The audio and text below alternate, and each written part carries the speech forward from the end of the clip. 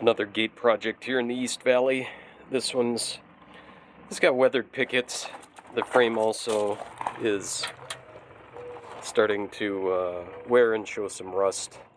So we're going to replace these pickets with a real nice gray colored picket, which will look nice. We're also going to reinforce the hardware and adjust the gate hinges a little bit to make those work a little bit better. And then obviously paint the frame. So we'll see how that goes.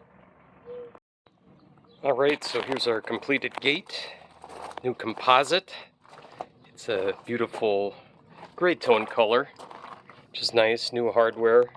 The entire frame has been repainted with matte black finish to top it off.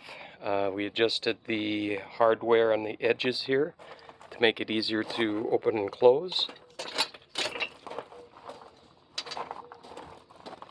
And there you have it. Another gate in the books. We can help you with your project as well. Thanks.